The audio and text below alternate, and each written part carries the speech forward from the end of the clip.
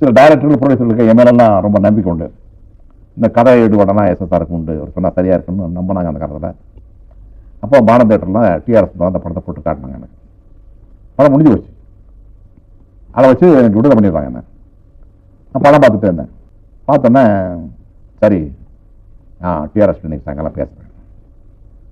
சாயங்காலம் கூட்டம் வச்சார். நான் போய் பேசினேன். எனக்கு இந்த படம் கிளைமேக்ஸ் சரியா இல்லைங்க, எனக்கு போதலை அந்த கிளைமேக்ஸ். என்ன கையை மிதிச்சுக்கிறான், அந்த அந்த உணவை போட்டு வந்தான்னு சொல்கிறான், விடுதலை பண்ணிடுறான்னு சொன்னால் அது சரியா தெரியல. என்ன செய்யலாம் சொல்லு, இப்போ எனக்கு சொல்ல தோணலை, அது வந்து சரியில்லைன்னு படுது அப்படின்னு சொன்னேன். உங்களுக்கு சொன்னால் ஆச்சரியமா இருங்க, லீஸ்ட் டேட்டை தள்ளி போட்டாருங்க. அவ்வளோ நம்பிக்கைங்க மேலே எல்லாம் உங்க சொன்னால் சரியா இருக்கு மட்டும். சரியா நீ மெட்ராஸ் போய் யோசனை சொல்லியா. அப்போது ஏபிஎன் படம், எனக்கு அந்த படம் பேர் ஞாபகம் இல்லை, மகாபலிபுரத்தில் போய் அந்த எனக்கு ஷூட்டிங், எனக்கு எம்என் ராஜத்துக்கு நினைக்கிறேன் ஷூட்டிங்காக அங்கே போயிருக்கோம். இந்த மகாபலிபுர காட்சிகள்லாம் பார்த்துக்கிட்டே இருக்கும்போது எனக்கு ஒரு யோசனை வந்தது. ஒரு முடிவு பண்ணி டிஆர்எஸ் ஓடுற பார்த்தேன், நான் சென்னையில் பார்த்தேன். நான் சொன்னேன், இந்த மகாபலிபுரத்துக்கு இந்த இதுக்கு முன்னாடி அவள் கூட்டு பண்ண ஜானகி, நான் வந்து மகாபலிபுரத்துக்கு அவளை கூட்டு போகிறேன். கூட்டு போய் என்ன பண்ணுறேன், அங்கே உள்ள சிற்பங்கள் எல்லாத்தையும் அவளுக்கு காட்டுறேன். அந்த சிற்பங்கள் எல்லாத்தையும் வந்து ஒரு தலை தடவை பார்க்குறாங்க. அந்த தலை தடவை பார்த்து அந்த சிற்பங்களில் என்னென்ன இருக்குங்கிறத உணர்ந்துக்கிறான். ஆக கை வச்சு பார்த்து அந்த பரிசம் மட்டும் உணர்ந்து கொள்ளக்கூடிய சக்தியை பெற்றுக்கிறார்.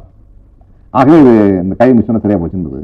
அங்கே ஒரு சாங் வச்சு இப்போ பாட்டு ஒன்று போட்டு ஜானகியை கூட்டு போய் அந்த கூட்டு பண்ண கூட்டு போய் நல்லா காட்டுற மாதிரி வச்சா எப்படி இருக்கும். இது நல்லா தான் தோணுது. ஒன்று செய், எப்படி பாட்டுக்கணும்ல, அதை நான் நீ கண்ணதாசனை பாரு, நான் இப்போ ஒன்று பார்க்க சொல்கிறவனே, இப்போ கண்ணதாசன் அபிப்பிராயத்தை சொல்லு. இப்போ கண்ணதாசன் வந்து எழுதுவேன். கண்ணதாசன் ஒரு மாபெரும் கவி அரசனவன் இல்லையா, அந்த ஆள் பேசினாலே கவி தான் வரும். அவன் கவிஞர் கண்ணதாசனை கூப்பிட்டு நான் சொன்னேன். சொன்ன உடனே நான் நினைக்கவே இல்லைங்க, அப்போதான் உடனே பேப்பர் கண்ணதாசன் எப்போ ஒரு கூட ஒரு ஆலோசனை எழுது பஞ்சநாசனம் சொல்ல வர உடனே எழுதுவார். என்ன சார் என்ன சொன்னீங்க சொல்ல இப்போ கேட்டார். அந்த பாட்டு எப்படி இருக்கணும் வெறும் நீங்கள் தான் சொல்லணுங்க. என்ன பாட்டுறீங்களா, கல்லிலே கலை வண்ணம் கண்டான் இரு கண்பார்வை இழந்தாலும் காணும் செய்யலாம்.